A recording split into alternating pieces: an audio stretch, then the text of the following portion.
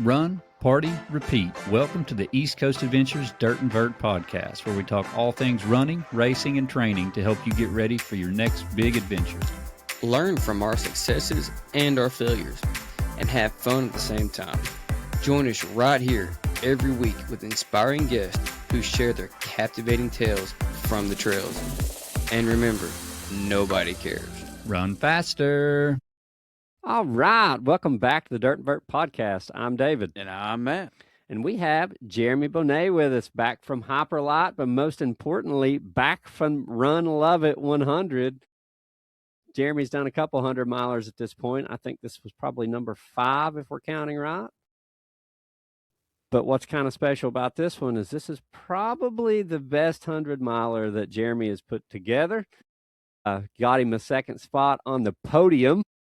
And looks like everything kind of clicked this time, which is kind of cool because you don't always get a 100-miler where things line up and the stars happen and things click off. And unfortunately, when that does happen, it doesn't stay around very long and you work back to try to find that 100-miler again. But when you do get them, you sure enjoy them. Yep. No, we had Jeremy back on the podcast previously. You can find the podcast because it's him holding a big piece of bread in his hand. And we were talking about Hyperlyte. We didn't get into a lot of Jeremy's running. We did learn a lot of his backstory, though. So if y'all want to go back and listen to that podcast and learn a little bit about him and Hyperlyte, you're welcome to go back to that podcast. We'll connect that one in the show notes so that you can go back to this one and that one. But today we're going to learn more about the training and everything that went into Run Love It, and how the race went, and then we'll get current updates on how everything's going with the team and Hyperlyte and Jeremy. So, Jeremy, if you don't care, tell us a little bit about how the training went, how you planned for this, and it's really cool to see how this race came together for you. So let's learn all about it. Thanks for having me back, guys. Yeah. It's a joy to be here. So, yeah, you're right. This was my 5th.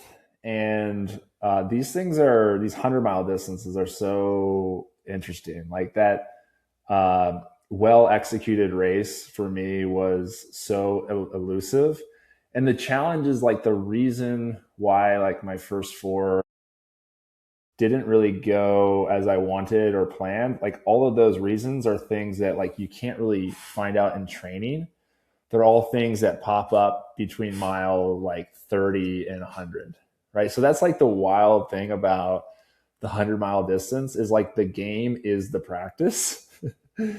And it takes you going out and doing it to learn, how your stomach, responds at mile 60. Right. Or what happens when you don't put the chafe cream on throughout the race. Right. Or like how to take care of your feet. Like none of those issues are things that you can, at least for me, like come up in a 5-hour training run. So like I guess the one encouragement for anybody is like, be patient. Like it just takes time. And I have yet to meet somebody who just nails it on their first try because there's so many unknowns after 5, 10, 15 hours that you just can't learn unless you go do it. So it was encouraging for sure. I mean, it wasn't perfect, but I will say it was the best I've executed a 100-mile race. And I'm also like proud of how I was able to approach training. My actual like main why for this race, other than just loving racing and the 100-mile distance and being out in the mountains, which is hopefully just baseline, was I wanted to see how I could integrate training a little bit more into like our family rhythms and our work rhythms. My wife gave me the yes for 2 100-milers this year, which is, a huge blessing and not always the case. And so I wanted to sort of prove like, hey, if you're going to be generous and let me train for a 100-miler and go do this 100-miler, like I want to see how well I can work it into our rhythms as a family. And I'm proud of how I was able to do that. It was about a 10 to 12 week block. I had a decent base going into it, but I'd say all of my weekday runs, this helps to be an entrepreneur, but all of my weekday runs were during the work day. So instead of taking an hour lunch, I would go run for an hour. And then on the weekends, I would wake up quite a bit earlier and do my long run. So I was back at 8, 9 a.m. And so as far as my wife knew, like I wasn't a runner in the week, and I, ran until about 9 a.m. on the weekends and got back in time to like help with kids' breakfast and, have a family weekend, if you will. And so try to integrate the training more into the family rhythms. I also added, muscular endurance. So I have some friends that are big on different training theories, and Scott Johnson is one that they follow closely, and he's big on doing muscular endurance workouts. So I actually just did 1 day a week in the gym, and I literally just did 2 workouts for an hour that were horrible, but it was jumping split squats and then weighted step ups. And it was super simple. It sucked, but it was super simple. And that I think was really key in helping me still be able to run at mile 80. So I went into the race with a couple of focuses. One was like no pressure. So typically I put way too much pressure on myself. So I went in and I'm like, it's going to be what it's going to be. I'm going to have fun. I did a speed workout like the week of. Like typically I get a little bit cautious and conservative going into a race. I was like, who cares? Like, we're just going to go have fun. If I get injured 3 days before, who cares? Like, I can drive to this race. It's not a huge sacrifice. Nobody else is going to watch me. I have like a couple friends crewing, but it's not like we bought plane tickets, right? So no pressure. And then the other one was like, I really wanted to run in the second half. Like a lot of my races, I'd ran pretty well until mile 50 or 60, and then sort of just either zombie walked or power hiked or somewhere in between 60 and 100. And so the whole purpose behind the ME training was like, hey, how can I still be able to run at mile 80? So I didn't have a time goal. I didn't have a placement goal. I didn't care about any of that. I was just like, I want to optimize for one metric. And it's the metric on my Garmin app that says run time, walk time, idle time. And so I wanted to keep walk time and idle time as low as possible. And that, I think, ultimately helped me finish like way above and beyond where I thought I could. I'm not typically a podium. I'm not even typically a top 10 finisher, but to be able to like run even a 12-minute mile in those late miles, I think was super key. And then not taking too long at those aid stations and like having a result that I'm, pretty proud of and didn't expect. What was your strategy going in? Did you, this is your 5th one. Obviously it's the best executed one. Yeah. You, at this point, like you've done a 200, you've done hundreds, you kind of know what's going to happen and how it's going to happen. But you have this expectation in your head, like, I want to try to run this whole race. Or I at least want to try to keep running towards the end. Yeah. When it got hard, like when it got really hard, what did you do different? Like, what do you think was the difference for you this time? Because I've seen plenty of people that have trained their ass off to do the exact same thing and then still walk the last 20 miles because they got in their head, or something went wrong. So what did you do and what did you plan for? And like, what did you tell yourself to keep that from happening?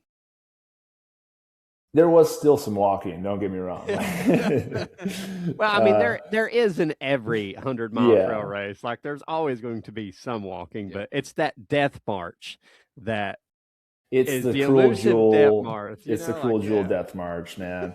At one point, I looked at my cruel jewel splits, and they were like 28, 30 minutes per mile. Like, is last time you asked me, hey, how does through hiking translate into ultras? And to know that you can get the poles out and walk a 17-minute mile is like really comforting, right? And so, like towards the end, I didn't run as much as I wanted, but I still had the ability to like get the poles out and just power hike the steep stuff. But to speak to your strategy question, I kept it pretty simple, man. Like, I wanted to take 100 grams of carbs per hour, which, obviously is natural for Hyperlyte. We take our own stuff. We love it. Every day, Emery and I look at each other pretty much and are like, I don't know if I'll ever get sick of this stuff. 100 grams of carbs per hour.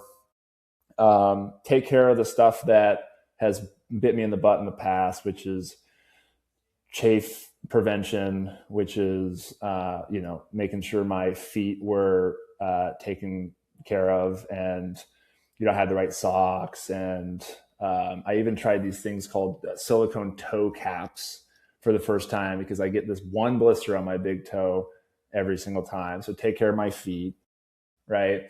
Don't stop for very long at aid stations. So just get what I need and get out, right? And then I told my pacers that, like, hey, look, my goal, because they picked me up at mile 50, my goal is to run as much as possible. So even if that's a 13, 14 minute per mile shuffle, please just help me pick up my feet and run a 13-minute mile versus a 17, 18-minute power hike, right? And then, they verbally abused me a bit to run when I wanted to walk, which was super helpful. But still there were times where I think I got the poles at mile like 90 for the first time. I was like, okay, I'm gonna need these for this last climb, and felt strong. Like, was able to bank enough calories early to where when my appetite decreased a bit, like I was confident that I could take in less calories, less carbs, and still have the energy. So that gave me confidence, and was able to get there. It hurt for sure. They don't ever not hurt. No. So on this course, what is like how does it run? Is it got a lot of steep climbs, a lot of rocks, roots? Is it open? I mean, how is the course? Great question. It's 15,000 feet of gain. So it's not like a true like mountain race, but it's also not flat. Yeah. I would say, for listeners, I ran Rim to River, out in the East Coast. It's actually very similar to Rim to River, with about 4,000 feet more climbing.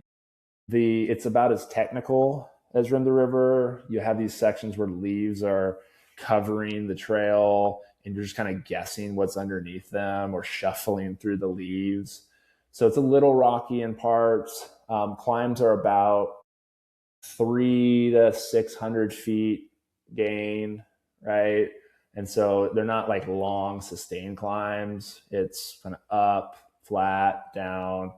And then I think I've never done Pinhoti, but if I look at like finishing times of Pinhoti versus Lovett, and from what I've heard of Pinhoti, it's pretty similar. I think Pinhoti probably has more gravel than Lovett does, if I remember hearing properly. But it was a nice day too. It was like the weather's typically high of 60 and low of like 40. So it's like ideal time of year to run an ultra. It's not like this last weekend at Grasslands 100 here in Dallas, Fort Worth. It was 100 degrees. I think they had like a 70 or 60 or something % dropout rate. Yeah. That was the one that Carl did. Wow. That's the thing about the South, man. Even in like late February, you can get a day that's like 85 degrees. So thankfully we didn't have that. Nice weather. Beautiful course. At one point you're like overlooking Lake Ouachita, because Lovett stands for Lake Ouachita Vista Trail. And so it's like a 7 mile sort of undulating section on a ridge where you just are overlooking the lake. And there's these benches, at the overlooks. And I was like so tempted to just sit there on the bench and soak it in, but decided to keep rolling. Is the 100 a point to point, or is it an out and back? Yeah, it's an out and back. So it's kind of like a T, where you start from the south, you go up north, and then you go straight west for about 30 miles, and then back, and then you go like past the start to the east, and then back, and then down to the finish. So I think for all intents and purposes, they call it an Yeah. Me and Matt are looking at the course map and the elevation. So it does look, the elevation profile looks very similar to Pinhoti. A lot of up and downs. Yeah. I've heard, so the guy who won, John Griffin, there's a lot of folks from out in your neck of the woods, but I've heard folks who have ran that race and crewed that race compare the two. I think Pinhoti is like 14,000 feet gain, if I'm not mistaken. And this one depends on the source. I don't think anybody can ever agree on how much gain these races have. Can we just have that conversation for a second? Yeah. But I think most people had about 15,000 on their watch. Yeah, it really depends on what GPX file and app you use. Okay. So that's the thing is like being a race director, we can explain this to you somewhat because we have the same problem with the Cherokee, which is our race with the most elevation that we have. The Cherokee has like 19,000 feet of elevation gain for 80-ish miles. Wow. Okay. If we put it into Gaia, which is an actual desktop, Gaia is one of the like most largest ones you can use. Like it's very popular. We get about 19 to 20,000 feet elevation gain. Yep. We put it into a Coros watch, we get 17. We put it into a Garmin watch, we get 14. We put it in, it's just like all over the place. You can use the exact same GPX file and upload it to 3 different platforms, and those 3 different platforms are going to give you different elevation. Yeah, and I've even tried doing GPX it through file. Strava, like getting it to pull the course elevation. It's still off. So what we do as East Coast Adventures, we base it on Gaia. Yep. Okay. That's the most popular. That's what most people are going to have on their phones if they get lost anyway. So we just use Gaia and we're done with it. And then like we did after the first year of the Cherokee, we did take like the 5 finishers. We only had 5 finishers. And we did like kind of adjust of what everybody had and kind of like that was our basis after that. But it's hard. Yeah. Okay. I think the average came out to most people's watches for hours like 17,000. Yeah. So it was 2,000 less than what we said, but at the same time, just like this, you guys are doing your best. Same with the miles.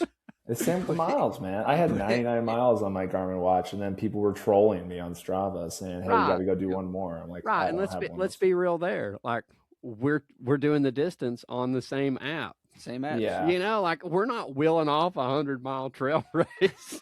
I have so much more grace and empathy now that you've explained that. So sorry for judging the inconsistent elevation gain from race directors. Not at all. I'm assuming you fueled with Hyperlyte.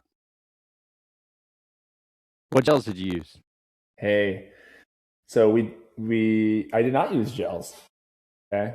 I actually used one gel. My buddy, I forgot gels because we have prototype gels. So I forgot them. So I had my buddy go and pick up some gels, this beta gels, but I didn't realize that they have like a 20-gram gel. I think it's like the isotonic or something. Mm-hmm. And I was expecting the 40-gram gel, 40 grams carbs. And so I took it and it was fine. But if I'm going to choke down a gel, I need it to have like, 40, 50 grams of carbs. And so took one gel. But the good news, I think, is what you're getting at is we're going to be releasing our gel from Hyperlyte. It's going to be 50 grams of carbs in about a month. And we're going to do something really unique where we'll be doing both a viscosity A and a viscosity B. So it'll be thin and thinner. So think viscosity for thin, it'll be like SIS, cis beta gel type viscosity. And for thinner, like Amex, if you've had an Amex gel. Yep. And the whole idea is that different people prefer different viscosities. And also they prefer different viscosities at different points of their race. And so we're really excited to bring that to the market in about a month. So I can't for sure say the exact date because there's just a lot that goes into that, making sure we get it right. And we want to get it, like everything we do, we want to do it really, really well. And so Emery, he's working with manufacturers to get it dialed in. But we feel pretty confident in about a month. That'll be live. Hans Troyer actually used our prototype gels at Black Canyon when he won and got the course record. And then, of course, he went and put it on his YouTube channel that he used the gels, and now we get multiple inquiries a day asking when they're coming out. So give it like late April, early May, and hopefully you'll be seeing them on our website and the feed and Fooster, and before too long, we're going to be really prioritizing retail as well. So hopefully like local running shop. Sweet. Well, and I will say, like, I think that's the right choice for you guys to like do the gels, because there's a lot of runners that don't like powder. They don't do the drink. They just do water and they take gels. I mean, my fiance is that way. She doesn't do hardly any. She does electrolytes on occasion, like just a tablet, pure electrolytes. But she fuels with gels the whole time. So she's excited for this gel because she uses a lot of precision hydration and sports and science gels. So she's excited for this one to test it. And those Amex gels, man, those are my favorite, but I cannot handle the flavor. Yeah, I love the consistency though. They're perfect. You're absolutely right. The consistency spot on. Ours are going to be neutral flavor, very similar to the drink. Yeah, Matt, you can literally just pour that gel in your mouth and swallow it. Like it's like perfect. College all over again, man. Taking a shot. It really is. It's great, and it's got plenty of carbs and stuff. It's got sodium in it, but the flavor on theirs is overwhelming. Yeah, see, that's one thing. Like from the beginning of Hyperlyte, when I first tried it, was there's no flavor. It's just semi-sweet. Yeah, exactly. And that flavor fatigue, man, it hits hard. After 50 miles, you're like, I'm done with flavors. I'm done with all these flavors. I can't do them. So, and they like the gels. That's another great example of like, you don't realize that in training. Like flavor fatigue is not something you deal with on 5-hour run, but you deal with it, like you said, at mile 50 when you've been out there for 8, 9, 10, however many hours. Yeah. So you're 100% right. Like you got to have something that you can take for 24 hours, right? Yeah. Well, let's be real. Like, I don't care what you take. After 24 hours running, your stomach feels like garbage anyways. 100%. Like it can be the best thing you've ever used in your life. Like all I train with, mile 18, I'm like, I hate this shit now. I'm kind of done for a little while. Just that's part of the race. Like 100%. You have to train yourself to be able to take it. That's not the fuel's fault. That's not the water's fault.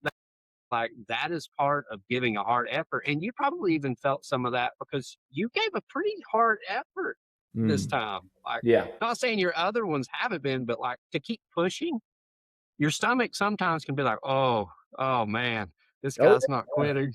At one point I wanted some solid food to mix it up after like 16 hours of straight liquid calories. And this is the only beef I have with the race. I told the best joke, I thought, but they didn't laugh. So I was like, what kind of solid food do y'all have? Do you have ramen? They're like, no, we don't have ramen, but we have rice and broth. And I was like, you guys remember Mitch Hedberg, comedian? I said, rice is great when you're hungry and you want 3,000 of something. And I thought it was hilarious because, it's Mitch Hedberg. And it was mile 80. I'm like, that's a great joke. And they didn't laugh. They just stared at me. And did that make you really upset because you were already at mile 80? Yeah, I was like, I kind of want a refund because that joke was objectively funny, even though I was, in a weird mental headspace. I was going to say, 80. For you to crack a joke at mile 80 is actually pretty impressive. Yeah. And then get your feelings hurt. Back to your race strategy question, though, like it was part of the strategy is like, let's just have fun, like I take these things so seriously and I'm not good enough to take it seriously. So it's like, why am I taking these things so seriously when I'm generally like middle of the pack? Just go out, have fun. Like what a privilege. And how lucky are we to be able to go out and run 100 miles in the mountains, right? Absolutely. So like, you're joking, but that kind of spirit at mile 80, I think came from that decision going into it. Like, let's just have fun with it. It doesn't mean it's not going to suck at times, but like, let's at least, laugh at ourselves while we're doing it. Yeah. But at the same time, you want to push yourself. Definitely. Like the reason that we do this is because we want to get better. Now there are a few, there are the few in the crowd that are just party. I mean, they're the party pack. Yeah. And they're going to run the same speed every race. And that's what they want to do, which is great too. But there's also, like us three sitting here, that every time we do a race, we have an expectation that we're going to get a little better. We want to get the best of ourselves. Right. Yes. And now we may not, you may not be the fastest in the country, but you're pushing yourself, and in order to push yourself, you got to have a little confidence and you got to have a little swagger and you got to be willing to throw it out there. Yeah. I mean, yeah, well said. You say you're middle of the pack guy, but you just podiumed your first 100 miler. And if you wouldn't have tried, if you would have just said, I'm a middle of the pack guy, I'm just going to I'm just going to really have fun back here. Yeah. There's a balance. Like you can still have fun and still be competitive. Yeah. It's just not yelling at yourself and dropping out of the race because it started out bad. Yeah. Well said. That's when you get to that point, that's when you've kind of lost it. Yeah. Yeah. Well said. You're nowhere near that, but you're competitive. No, like you just proved you're competitive, and I think that's awesome. 15,000 foot of climbing, 100 miles. I mean, most people just shoot for under 24 hours. Did you throw up? I did, yes. Yes. It was the rice and the broth at mile 85. It's because I think I had a little bit of fishbowling going on. And so I think in the future, I'll try to dial back the liquid calories a little bit and try to get a little bit more solid foods and gels earlier to prevent that like fishbowl feeling. Yeah, I've had that a lot. Yeah, but it's a fine balance, and everybody's slightly different in what they can tolerate. So and then that once you think you've got it figured out, a new terrain, new temperatures come out, and then you're back to learning all over again. Oh, you're 100% right. My 50 miler that I just did, I used Hyperlyte the whole time, and I did 1.5 scoops. I did 2 scoops before the race, 1.5 the whole time, and I think around mile 45 was when my stomach was finally like, "Oh, that's a lot of liquid." Yeah, it's a lot of liquid because I didn't have any solid food. Yep. I mean, I ran that whole thing with liquid, and I normally don't do that. I normally take gels. I had like 2 gels the whole race and fueled almost entirely on Hyperlyte, and it was good. But you're right. There's a balance of having a little bit of solid in there. If you're just doing liquid the whole time, it's hard to keep that under control. Yeah. So that there's always things to learn from every race. Yeah. I think the biggest thing I'm taking into the next one, which will be Cascade Crest, assuming I get off the wait list, which I'm number like 17 right now. So I think it'll be fine. Oh, yeah. When is that race? July 17th. Yeah. Well, you got time. Time. But we'll be just getting a little bit of solid food and maybe adding gels in a little earlier than I did at Lovett. The last thing I'll say on the gels that's important is like our drink mix is 100 grams carbs, 1,000 milligrams of sodium. Yep. And so which most people, that's like within the range of, sodium loss on an hourly basis if they're pushing 100 grams of carbs. But for some people, they want 100 grams of carbs. But they have a lower sweat rate and or a lower sodium loss rate. And so if they want to get, 100 grams of carbs, but only 500 mils of sodium, then they can go with 1 50-gram gel plus 1 scoop of the liquid Hyperlyte, the H1 or the H1C, which is the liquid calories. So it allows them to kind of modularize if they want, if they have a different sweat rate or a lower sweat rate, I should say. Will the gels have any sodium in them at all? Mm-mm. Okay. No. That's good. Nope. At least not the first release. Yeah. I think with the amount that you're putting in the mix already, that would be a good balance between both. Yeah. So I'm excited about throwing them out pack, and like with the mountain runs we do, it's always filtering water. So it's like I'd have some actual gels to go along with it instead of having to carry little baggies with me. Yeah. Oh yeah. The other thing we're about to release. I don't know if I have them around here, but sachets, so single serve sachets. Yes. Yeah. So you said little baggies. Like we'll do that work for you, so you don't have to put them in the baggies. Perfect. Yeah. Which you'll probably sell out of those quick.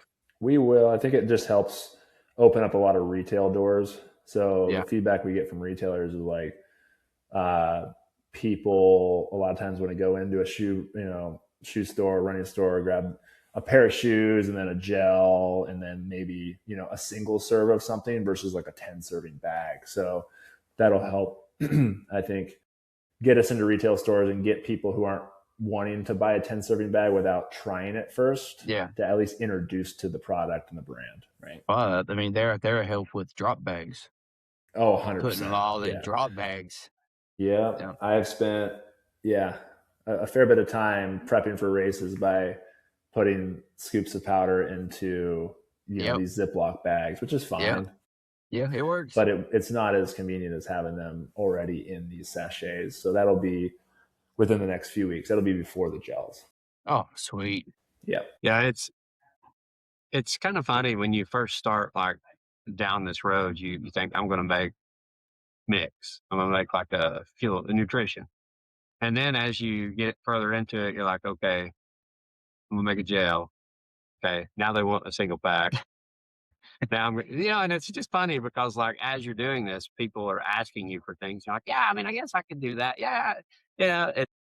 Because I'm experiencing that myself right now. So I just think it's funny to listen because it's one of those where you're trying to listen to your customer feedback in your base because like they're your life. Yeah. I mean, they're your entire life, and you want to do the right things. But when you first start, everything seems so simplistic. And then you're like, oh, you got 4 different streams going on now. You're like, I got to make sure this is manufactured. I got to make sure this is manufactured. Oh, I've got to go meet this guy. Yep. And did you, when you started Hyperlyte, did you think you would be where you are today with the products you have already? Close. Everything we've done has blown us away in terms of like the reception from the market. I remember when Emery and I were dreaming about the vision of Hyperlyte. This was like late 2024. Our paradigm only really allowed us to dream that we'd get traction in Texas in 2025. 2026, we would start to get traction in the Southeast. 2027, we would start to get more traction in like the West and maybe like the rest of the US. 2028, we would go international. Wow.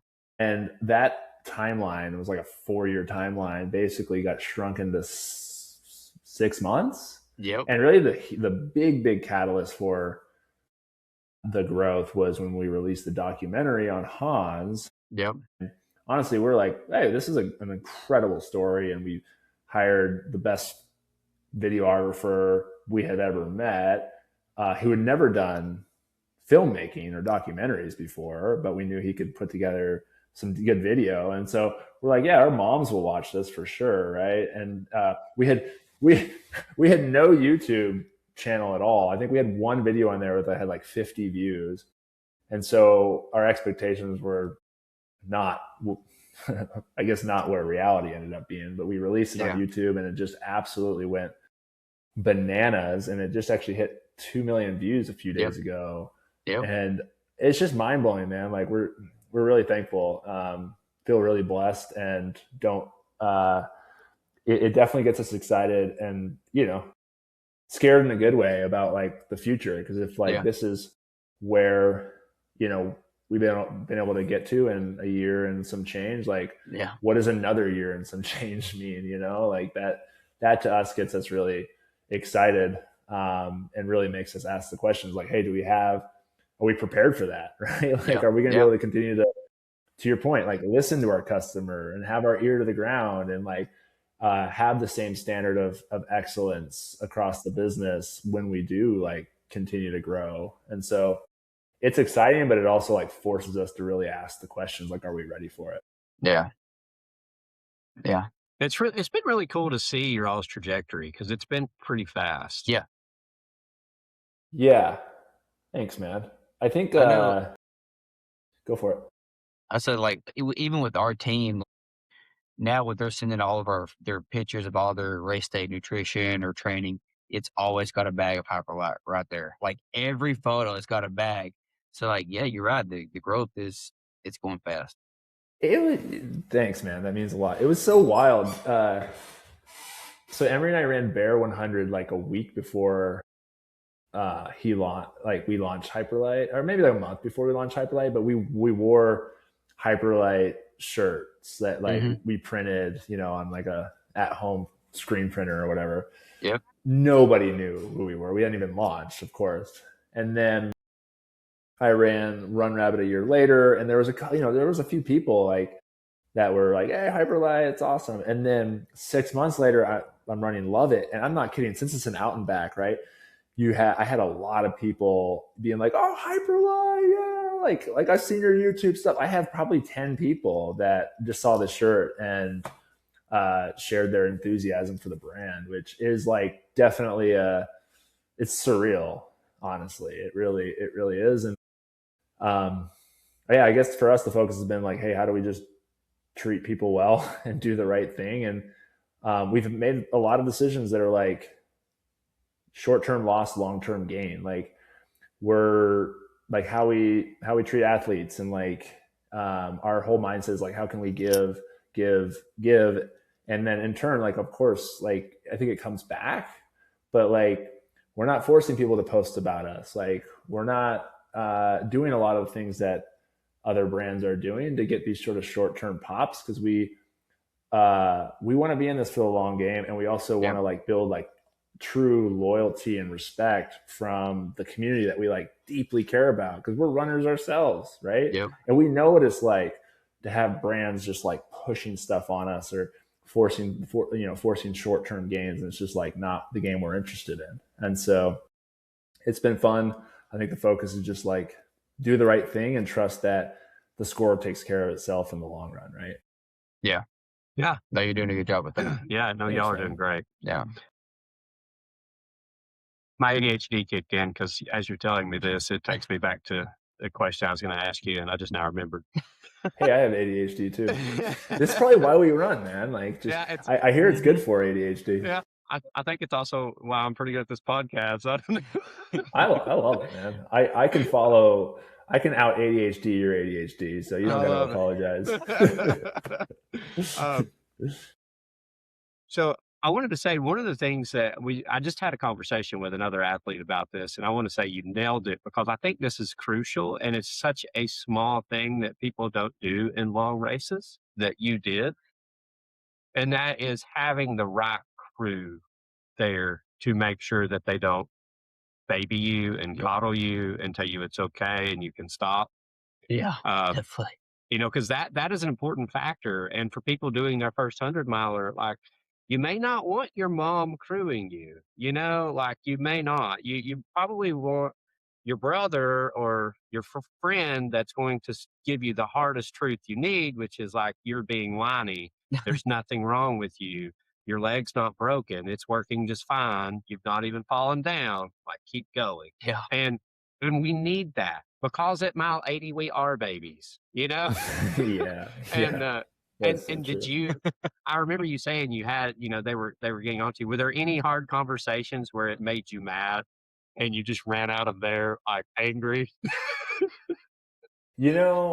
I had two really close friends. So one of them, Blake, lives in Little Rock, so it was like an hour from him. And the other one's Jacob, who lives here in McKinney, who drove up with me, trained a bunch with me, and super close with both. Yeah, to your point, I've watched some YouTube videos of 100-mile races, and I remember one in particular where like the girl's mom was there, and she like saw her at mile, well, I maybe it was like Run Rabbit Run or something. It was like mile 70, and the mom just starts crying.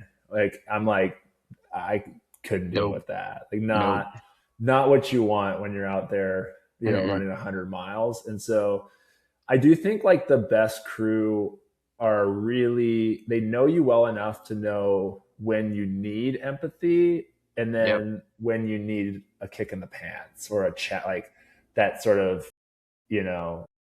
challenge. And so I would say none of them really had to verbally abuse me too bad. Like I was pretty like intrinsically driven by the fact that there were 3 people that were like 45 minutes behind me, which you could see on the out and back. And so you just have these like instincts when you're in an actual race, which I've like never really done at that distance, that are motivating enough that where you don't really need like, your crew adding additional pressure or additional motivation. No, they were helpful. The one thing that I do remember is like the second aid station I came through, and I honestly, this is pretty common for me, I didn't feel great until like mile 27. So the first 27 miles, I just kind of felt blah, and the legs were just not turning over like I wanted. And I remember my buddy, as he's driving away, leans out the window. He's like, "Jeremy, have fun." Because I think I just came ripping through the aid stations, got my stuff, and ran out without a smile on my face. And that to me was probably like all I needed to hear in that moment. It was just like, dude, you came out to have fun. I'm holding you accountable to having fun. So have fun. But those guys know me well enough to know what I need. And I think if I needed them to give me a kick in the pants, they would have done it. If I needed them to be empathetic and say, "Yeah, I know this sucks," they would have done it. I mean, it's so important. Yeah, it's so important. It really is. It really is, man. Like, yeah, there's throw out any cliche you want, takes a village, but like there's no chance I get the time that I get without my crew and pacers. They definitely were motivating me to keep the pace and not take too long at aid stations, and just having them there for moral support. Sometimes you're not saying anything, you're just running on crunchy leaves for 5 miles, but just to know that they're there with you, like that's indescribable as to like how much that actually helps keep your spirits high, right? Absolutely. Heck yeah.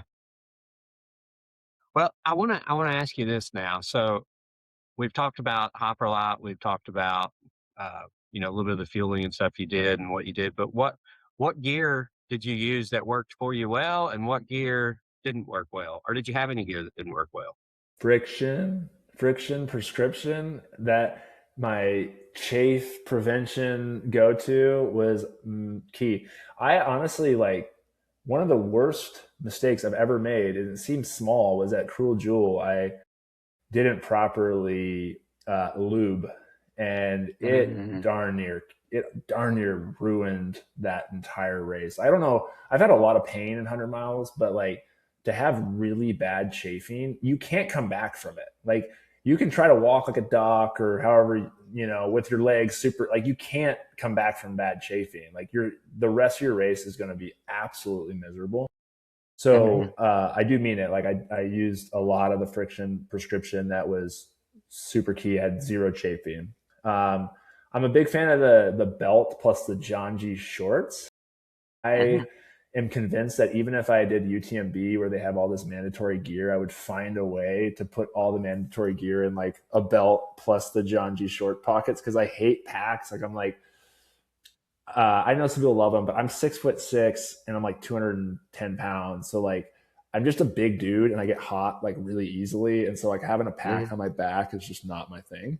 So the belt plus the John G shorts are super helpful. I can fit like 5 bottles in there if I need. 1 bottle in each pocket on the shorts, 3 bottles in the belt. So big fan of that setup.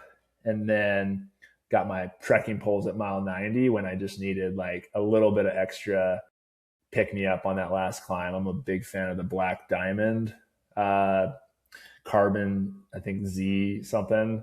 The trekking poles, remind me of my old through hiking days. So anytime I got a pair of trekking poles in my hand, I just like, I feel at home.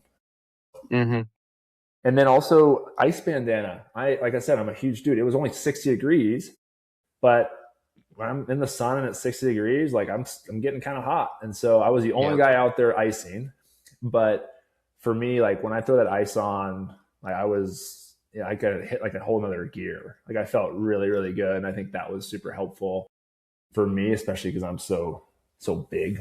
And then of course, like 5-hour energy every once in a while, a Red Bull every once in a while, those types of things.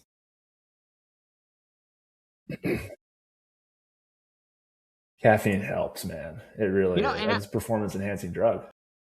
It is. Yeah. Well, and I'll be honest, my last race, I used a belt. And I've ran with like a hydration belt before, like the actual hydration belt. And that's okay, but I ran with just a belt this time that held everything. And I loved it. Yep. Like it was great. It is. So I totally get it. I've got the Johnsy shorts with the pockets and stuff. Yeah. My next 100 miler, I think I'm going to do those shorts with this belt. And I think same thing you were saying. I think I can carry everything. I hate wearing a pack. I get so hot and I sweat so much anyways. I don't like a pack. I don't like most of the time I don't even have a shirt on. Yeah. I mean, that's be real. Everybody makes fun of me. So. Over here. Come on, baby. Yeah. The other thing I'll say is gaiters. So little like lightweight gaiters over the shoes. It keeps junk from getting in your shoes, which prevents blisters. So nice little pro tip. Throw them gaiters. Mine have like little margaritas on them. I think I got them on Amazon. When I was in the thru hiking world, used to be a brand called Dirty Girl. I don't know if they still exist, but they I got those. Okay, yes, they do. Those are super clutch. Keeps junk out of your shoes, which I mean, you need nice feet to be able to complete these things. You don't need it, but it helps not to have blisters. Yeah, hell yeah. Yeah, when I discovered the Dirty Girl gaiters, I ordered like 2 or 3 pair. I still have them. They've held up pretty well. I think she hand sews those things too. They're pretty awesome. They still make them? Well, yeah, her website's still open. So nice. I'll check them out. And then I wore the On Cloud Ultra Pros. I'm like not a gear junkie, so it's kind of funny that I'm answering this question because Emery is like he's as gear obsessed as they get. So I'm not one to have tried every shoe out there. Once I find something and it works pretty well, I just kind of stick to it. I think you're the first person I've ever heard to wear the On Trails. Yeah. They honestly were like super popular last year.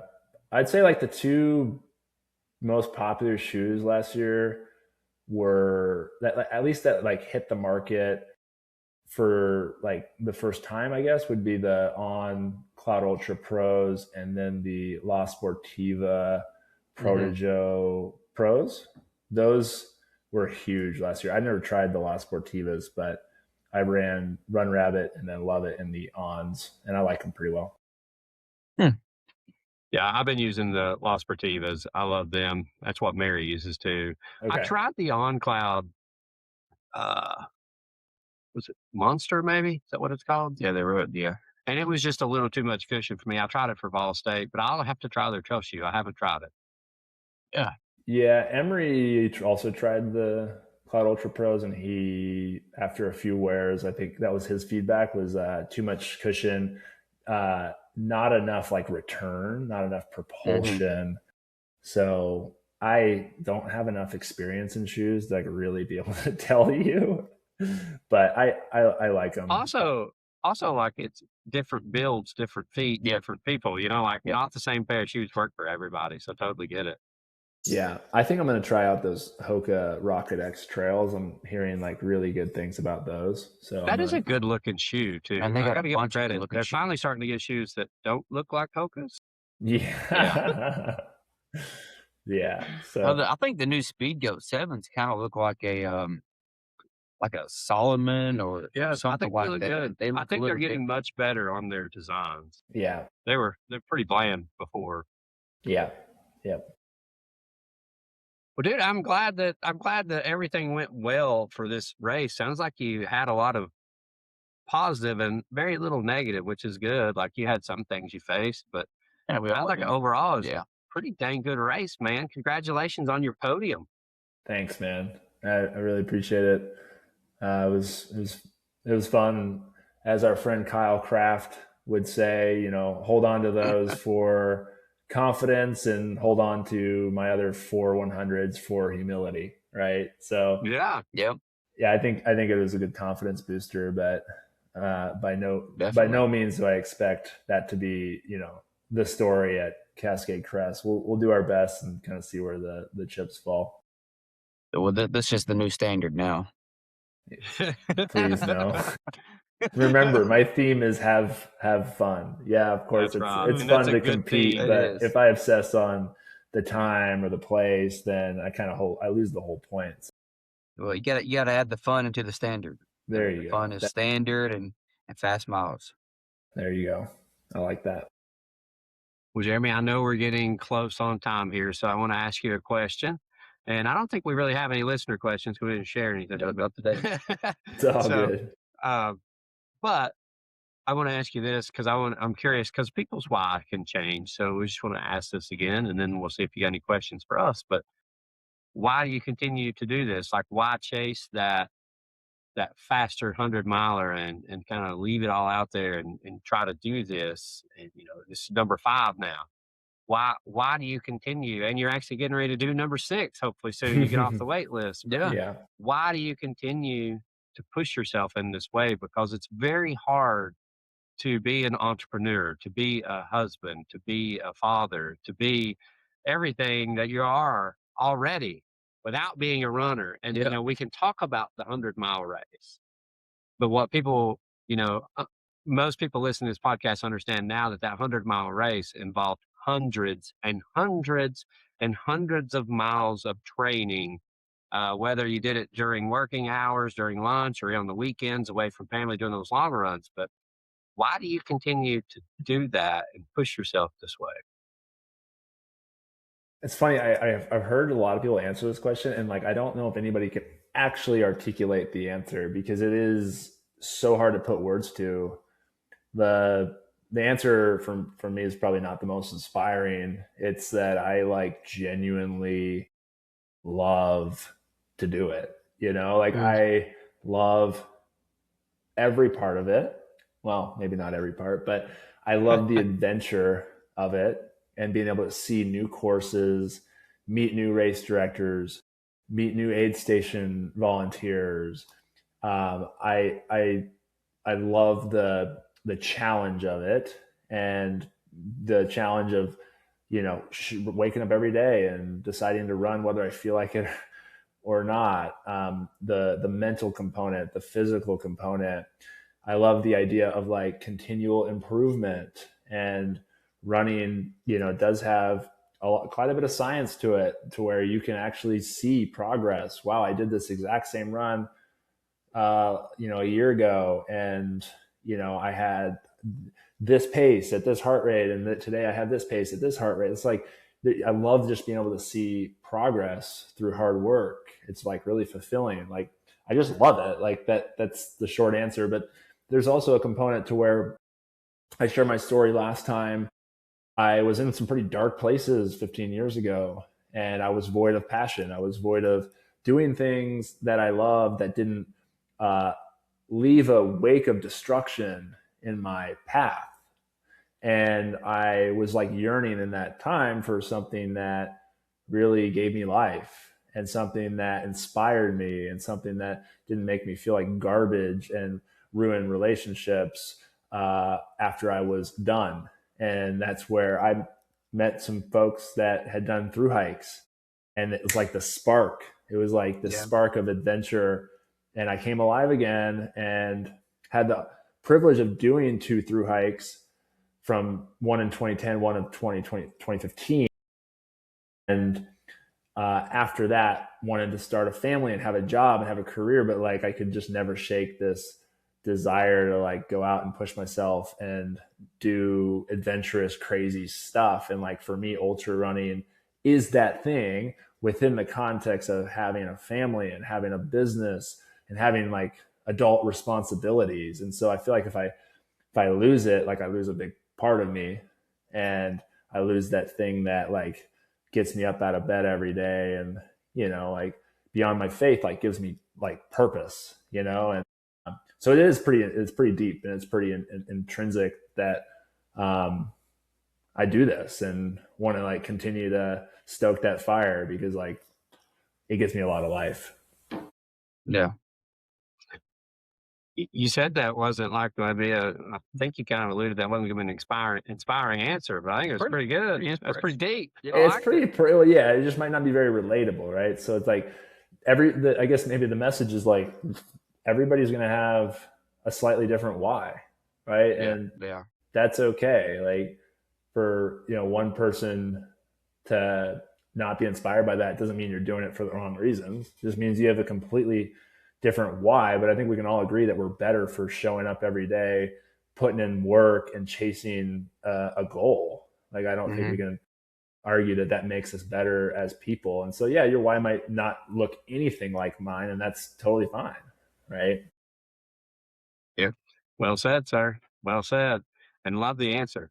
Thanks, man. Yeah. Thanks for letting me have a platform to share, a bit of my story. It's been great to get to know you guys a bit. And thanks for having me back. It's definitely an honor. Absolutely, man. And thank you for everything that y'all are doing too. Yeah. Like, not just from a running perspective and Hyperlyte, but just all of it, because it's hard to manage everything that gets thrown at you when you're launching a business. You're trying to stay a runner. You're trying to train for races. You're trying to launch new products. You're trying to answer customer questions. You're trying to figure out what happened with this invoice, or why the supplier didn't get paid, or what happened with this manufacturing problem. It's a list that goes on and on that people truly don't understand. Sounds like you get it. unless you're doing it. Yep. And when you're doing it, you get it. And, I just want to say thank you for, me and Matt realize how much work goes into all of it. And the fact that you continue doing what you're doing and you're taking care of your family means a lot, man. So Thanks. Continue doing what you're doing, continue inspiring people, and continue fueling people. Absolutely. We can't wait to test out these new gels when they come out. So thank you. We just appreciate you, Jeremy. Yep. I appreciate you. And I know Emery, our founder, does as well. Yeah. It's been a fun journey, but we feel like we're just getting started, and excited to see where East Coast Adventures and all the cool stuff that y'all are a part of goes as well. So thanks, guys. We appreciate it, Jeremy. Now, do you have any questions for us before we say our goodbyes?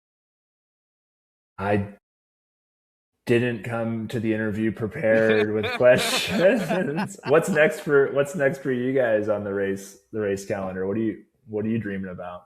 Well, we talked about Cruel Jewel a whole bunch during this, so I'll be doing the 50 this year. Oh, God bless your soul. Oh man, have you been out there before? Well, most of it's on the Benton Mackay Trail, which is what we have in our backyard as well. That's where we put our Cherokee race on, so that's where I do a lot of my training. And then I did the Blue Ridge Ultra that also Hans did last year. I did the 30K.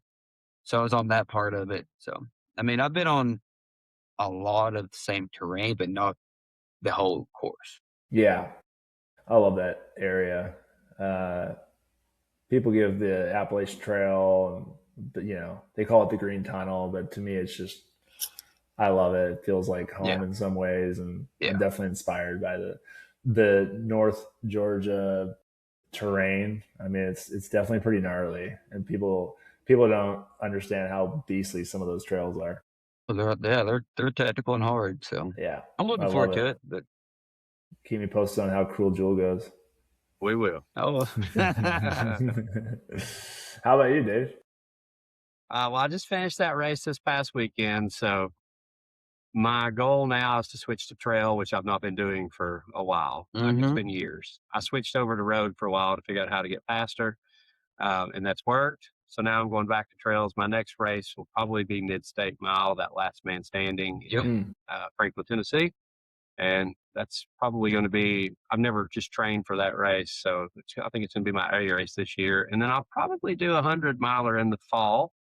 And then another great race director, John Harden, who runs Hardwin Adventures, him and I are going to do an FKT together in December.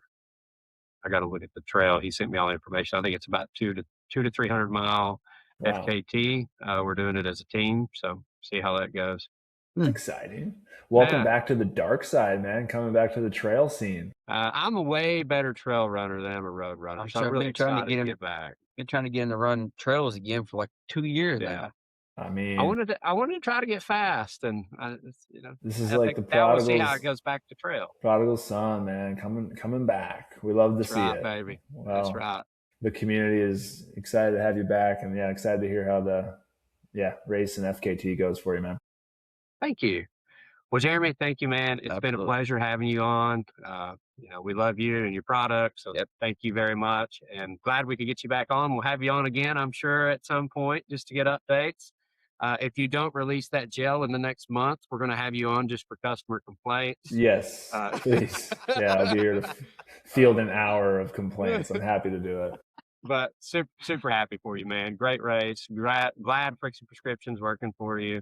And we just wish you the best, man. You and Emery are rocking it. Oh, yeah. Continue to do so. Yep. But we appreciate you. Have a great day, man. Yeah, you too. Thanks, guys. Really appreciate it.